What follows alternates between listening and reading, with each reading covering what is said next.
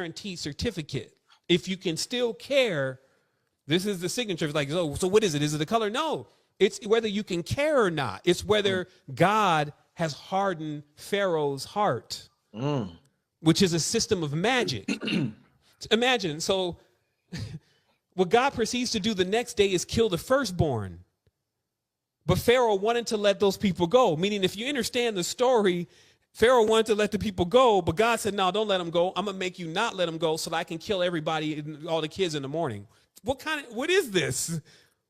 And that's what I'm saying. If you believe those kind of narratives, and they're not saying that there is not a purified version of the seraphim and the cherubim. There's not a purified version, but it ain't nothing about what they're talking about. They actually have made a physical story out of something that is really the true Temple of Solomon in itself, which is this.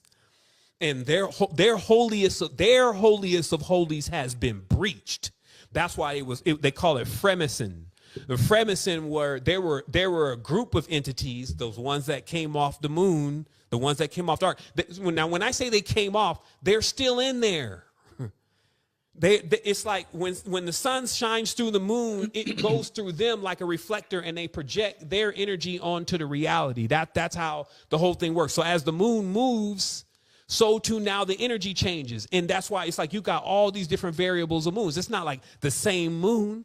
That's why the ancients, the beaver moon, the deer moon, they got different names for these moon cycles because it's like an archon. When the moon is moving into a certain degree on the parallax, the archon is actually being enlightened and spraying its light into the planet, but they're stealing the light from the sun. You see what I mean? In that technically. And this stealing the light from the sun meaning just abusing the youngsters. You know, youngsters go in there like kind of like what they would even do in the football with the Nephilim or the NFL where they got like the young cats come in and they get hit. You know what I mean? They trying to get him all caught up. And so it's like, it gets weird on earth. You see what I mean? It becomes cliquish. This is the other thing. It becomes, see, the frequencies and the spectrums themselves, those become the clicks, right? And so that's what I was saying before that. If you're a being that you can get to the center and you're not polarized and thinking that this fake ass character based on what real is really you, and you solidifying it at like, yeah, I'm this. I'm Sevan Bomar. You're going to stay in Sevan Bomar for lifetimes until you realize that that's an id, that's an ID. So you have, that's not you, right? So you know how that works. You know what I mean? Those are the classics of this. Well, let me ask you this, Sevan. This is my last question that I'm gonna ask you. No, I think I got two more. I don't know. It depends on how it goes. This conversation is just going so well. You know, I don't know, brother. I don't know. But you know, you talking about what you're talking about, and also one of the things you speak on in terms of your message to humanity is about the division system and about race. Like I said, I like to use this ancient knowledge, and you deal with polarity. I like to use this ancient knowledge to teach us in modern times, you know, in terms of the melanated people on this planet and what we've been through. And politically right now, you can see, you know, in terms of politics, you know, melanated people want reparations. What I'm thinking about for what has been done to us, I'm thinking about spirituality and what you're talking about, and us being characters down here. Is it possible, Sevan, that in another timeline, in another life, a melanated person might have been a slave master who was whooping on a melanated person, and in this lifetime, they may have experienced the incarnation of a melanated person? So what I'm saying is, in one lifetime, we're the person we don't like, and then another person lifetime, we're the person who, you know, the opposite person, and we're asking for something, or we're preaching about something, and the same people that we are preaching against is the same person that we were in a prior lifetime. And the reason why I ask this is the last thing is because some people say that depending on your amount of melanin, you can't leave a certain dimension, you can't leave a certain plane. Your ass is stuck somewhere, and that's where the hatred and jealousy come from. So I'm trying to figure out, does dark matter consciousness, could it incarnate it to anybody, or does only certain people get this material. You get what I'm saying? Yeah. Yeah. So yeah. Well, I will say it this way: is first of all, nobody's getting away with anything.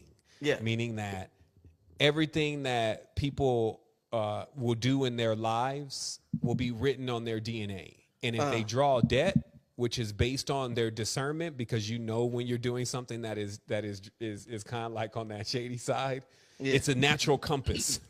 Right. So we don't need other people to judge us. It's like, okay. And then what you try to always do is just balance out. So I used to even have this thing, like, I was like, if I see myself, you know, I'm about to do something, maybe I'm going to drink or something, I stop cussing.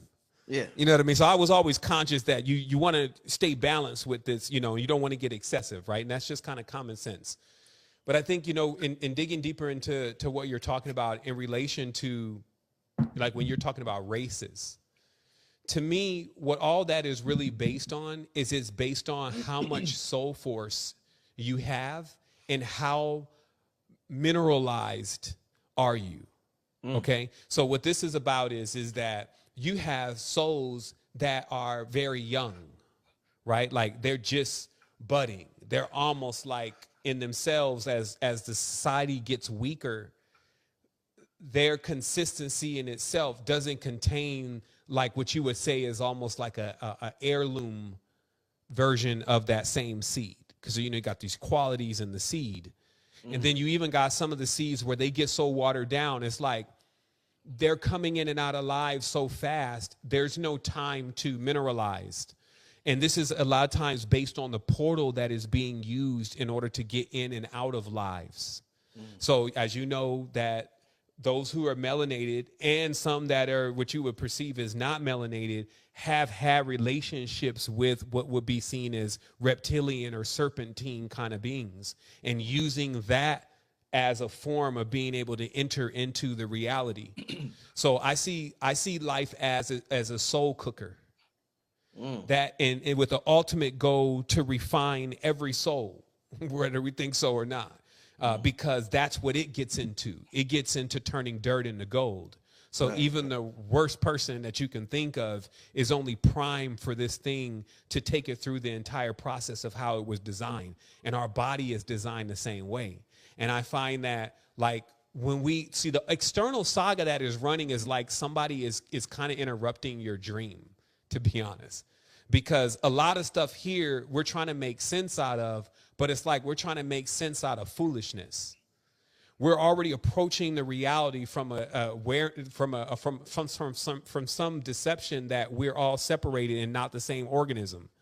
We're not only all the same organism, the whole planet is also the same organism, and nobody is detached from the organism.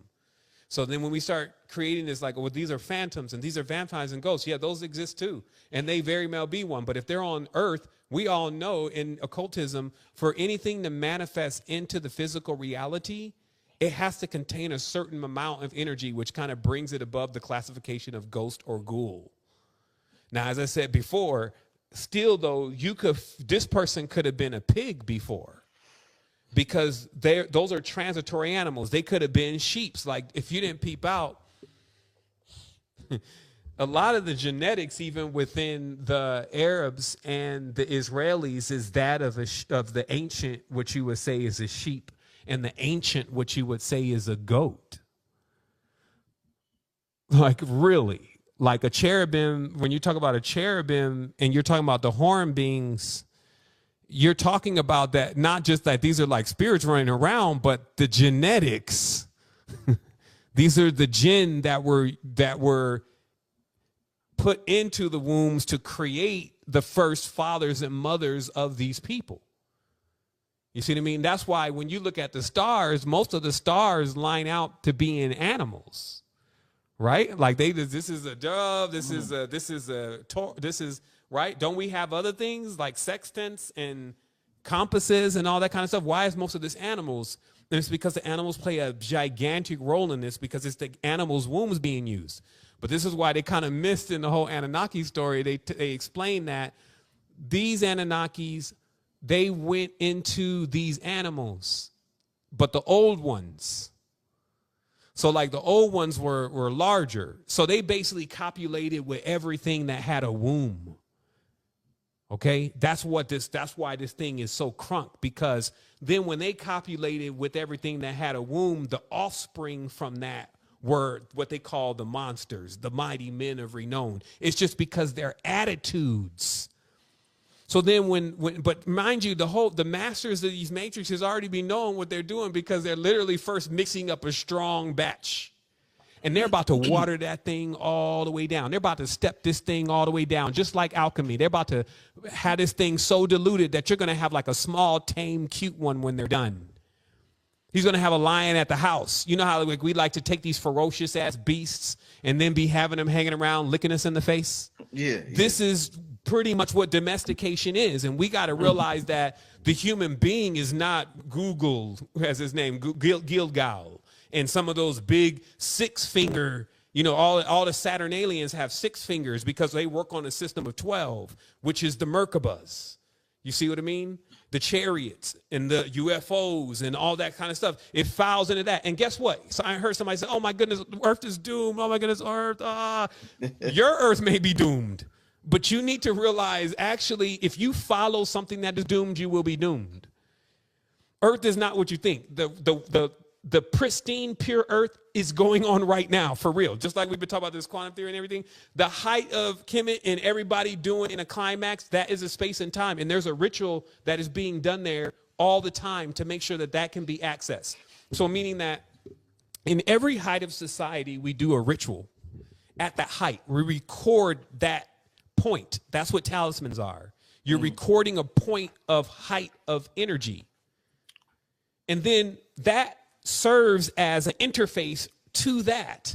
And that's why all of our symbol, like all of our deep symbolism, all of our ancient languages, all those kind of things, we need to understand, because we don't know that, because we don't even know Euclid's elements, our whole data pack is just gone. Now, here's the thing. This is why they say when they look at these shapes, it starts to make you feel a certain way. So it's just like something you're concentrating on.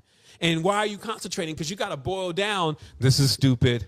I'm bored. I don't see anything. Is this supposed to do something? I would love if this was a video. Is this 5 minutes already? What is he talking about? You see what I mean? So the mind is just like, this is not the mind of Alexandria. You know what I mean? Where it's like, because the reason why you would be gung-ho about all of this stuff is if you already had got a taste of the dream, or you knew that your master had, and he even sent a projection to you. So basically, it's like you were growing up in a guild of people who you knew was the truth.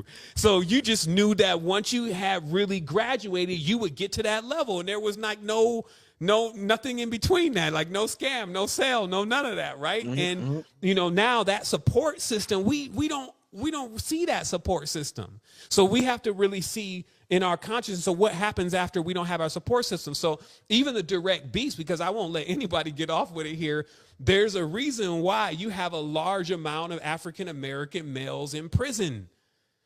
And the one who's running the prison is called the warden, and that's why I said the God here is named War. So the one who's watching over all these guys, his name is War too, and he watches over the den. But what war? What happened? And that's what the trick here is. Because imagine that we had a whole clash with a whole different race of beings, and even the knowledge of that clash is hidden. So that way it's like, because you see, the thing is that obviously that's a part of the treaty. Okay, so the treaty is like, once you're overwhelmed, the treaty then is one, you can't use your powers, and you don't have access to your Ra. The Ra is evil. That's why in Yiddish, Ra means evil, because Ra is the sun. Ra is a neural network mainframe that contains all of the data from not only this planet, but also other planetary systems. And having access to that interface immediately enlightens you. However, if your ladder is broke, because remember, all this is going on inside of you. So if you become enlightened, that means literally that everything that is on the bottom of your body is going to try to make an exodus into your mind. So it's like the great teacher has to exist within all the parts of your body and that's basically the conditions of your organs, the conditions. That's why all this is all internal, the conditions of your blood, because when everybody starts to exodus and try to go to the promised land, you see what I mean? They are all now going to be tasked to go up to Mount Meru. and some ain't going to make it. And you got to be able to nourish them along the way. That's why that's the whole shepherd thing. So, and what you're nourishing is to like move it when it's trying to get too far to the left or when it's trying to get too far to the right, your energy. That's what I say. Straight and narrow is the way. That's the sushumna. It's the column. And all this means is that as you're waxing stronger in your power, you're trying to avoid polarizing, because the moment you polarize, it looks like a thermometer. So imagine your spine is a thermometer, and that, you know how that red thing goes up? That's Kundalini. And then when your degrees is going up, which is what they call the levels in the systems of knowledge, as your degrees is going up, you're rising into the degrees. But if you divert for one moment, it changes your pressure and your temperature, like your temper, your temperament. And this is why humans get siphoned all the time. It's like basically like they never charge up, because they're always getting siphoned for a little bit of energy, which comes out during the duality, which manifests as the pole shift within their body that is turning them from even more acidic. And then they basically leak the energy into the space, into the ground. Because it wasn't, again, like some people are like, yeah, they eat our energy. Remember what I said, there's more energy than you can take, than you can handle. Energy is not the thing here. It's control. Emotional control? It's control. It's remote control. Ooh. Emotional remote control, where that's what marketing is. It's to be able to pull on the strings or the chakras of the person and play them like a liar. This is good stuff. This is good stuff. This you is see what I mean? Stuff. And this with the tones of the lyre and the beating of the thimble, this is good stuff. And that all that is pulling the chords, right? So then it doesn't. But see, notice how it's weird, because if you get played, then your first reaction is to shut down that center. Like, okay, I ain't gonna get played like that no more. And then what you're literally doing is you're basically putting up a sign at that part of the body and saying closed, which would be probably accesses to ventricles in your heart. And where you can get the real feeling. That's why all the brain tissue and all that's around there. But all that's closed. And then obviously when it's time to send some neuron and some information down that channel, it's deadened like lead, which is the opposing force of Saturn, right? It's a bullet. It's an L. It's a gun. Right? It's not an electron. See, an electron, Elohim is an electron. It's the penis. It spits an electron into the woman. Okay, that's Elohim. It's 90 degrees, because when you bend two mirrors together at 90 degrees, the mirror allows you to see your real self. See, when you look at a mirror right now, you're seeing opposite self, right? So how do you see the true you? I got a mirror in the bathroom. It works just like that. It's a 90-degree bent mirror. So when you look at it, you see your actual self through your own eyes. Because you're most of the time not running around looking at you. You're running around looking at the opposite of you. So this is why opposites attract in a broken world. I mentioned this yesterday. They say opposites attract. Yeah, in a broken world, because just like I said, when a magnet already breaks and the male splits from the female and they're no longer in the same organism, opposites will attract in that kind of space. So you'll get a healer with a killer. And while some people think that that's great and fine and dandy, because at least, and as I was mentioning, that they didn't romanticize it, like, and then the healer, you know, she tames this beast, and you know they'll go through all this, and he cried, and they had lived happily ever after watching Notebook. So we romanticize everything, but truly, it's going to be a very traumatic experience for the healer, not the killer. And so there's this aspect of reality. No, it's not. That's why it's like also, see, the thing is that they be alkaline. It's like, wait a minute. It's not alkaline. It's pH balance, because acid can be bad. Acid can be good. There's no such thing as good acid, brother. There's no such thing as good negative, brother. You see what I mean? So it's like, well, wait a minute. Let's start with a pure language then, because that's what we're really talking about. See, English is a broken language. English, if you was trying to communicate something, you would basically only have half of it in the first place with English. And again, we communicate to ourselves with this language. So we built an eidolon from this star. So English is a star language. All the language is a star language, right? But it traces out a specific pattern in the sky. This is important, because it's like if you trace out that specific pattern, that's the stars we're working with, and the rest of the stars we aren't. So that's the data set.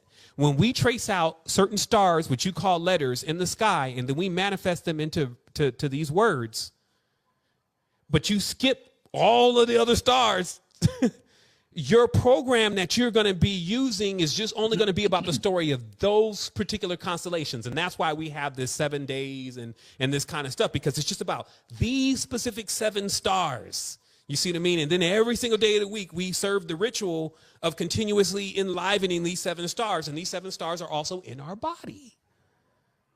Right? That's how the chakra system is laid out. The chakra system is also corresponds to a planet. So then it's like, but at some point, a mirror is shown to us, and we get into this external worship rather than self-worship, if you may. And then self-worship is actually where you go in your body and you really set things straight, because you do know that, like, if you're a very passive, kind of naive person, things will run over you inside of your own body. Entities will be all up on you trying to run your life. And so that's why it takes these wake up calls sometimes, because you realize, like, when I had to wake up was when I got put away for a little bit. And it was because, like, everything was good for a while inside of my mind and was making all this money and all these people loved me and all the cars and all the 112 and all that kind of stuff.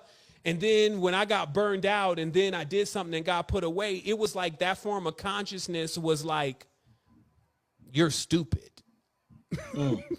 Why did you do all of that? Look at where we're at now. And then I'm like talking back to this consciousness, like, what do you mean? Like, you was having fun, and then I caught myself. And I was like, who are you talking to?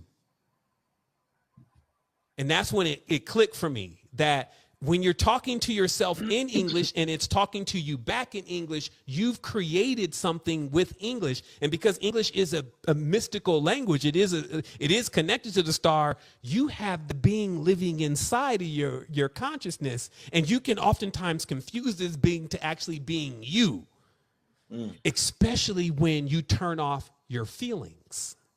Because if you don't have any feelings, the only thing then to communicate with is language. And this, now you're in, you're in its hands, right? Yeah, because it's a master of these linguistic things. But that's why I'm saying people can talk all they want, but man, you got to get in.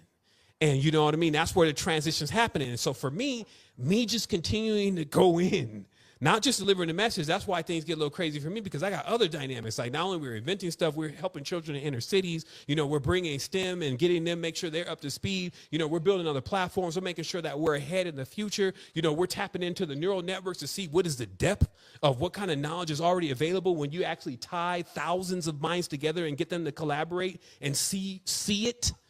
You see what I mean? Like, if people understand, like, I own text-to-image.ai on all levels, and text-to-image just became the biggest thing. Do you see how I own all those domains? Do you see how far we are ahead? So, the thing is that we keep thinking that this lethargic slug moving through the reality that says it's in control is actually more advanced than we are. And that's not what's happening. It just keeps trying to dumb us down and keep it inside of its narrative. Now, the narrative is very important. Nar is very important. The narrative of things is basically, who's the narrator? Okay. This is why I'm saying the narrative is so important in controlling your future, because who is the narrator? What role does a narrator play inside of a movie? It's that voice that's talking that seems to be trying to explain what's going on in the movie, right? So what if I told you that eidolon that was created through the language that you've been genuflecting with yourself with is most of the time in a negative level, the one that's telling you the bad things is actually created from the very linguistic system in itself, and actually playing that role of the narrator until you be like, look, man, I got this, man. This is my story now. This is why when you're dealing with a narrator, it's always about them, they.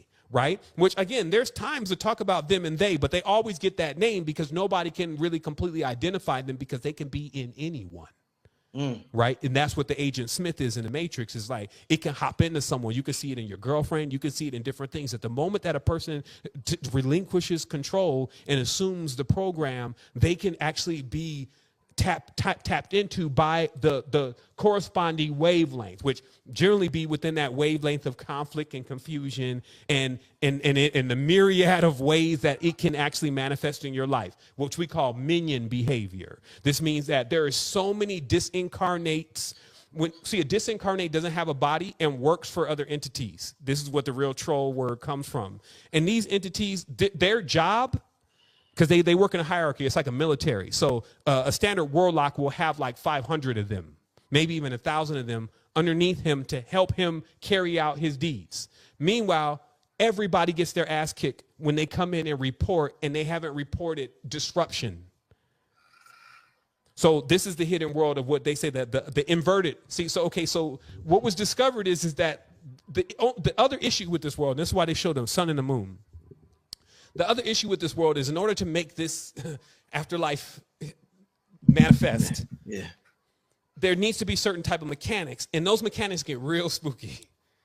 Like the nightshade side of things, which has to exist in order for there to continuously be a reflection off the light. Because see, the ocean in itself is a big mirror, and it's reflecting all the lights. You see what I mean? So not only is it the light in the sky that's reflecting off the thing, this thing is just a big ass black mirror basically. Yeah. And that's why the mirror magic, every single thing in modern magic is all about a mirror.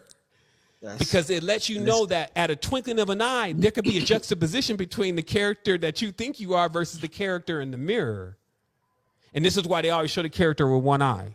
Okay. And that's a one-eye character actually just means like the character on the other side of the mirror, which is actually what your question was about, right? It's like, okay, so what about this other character? That other character exists when you don't have balance.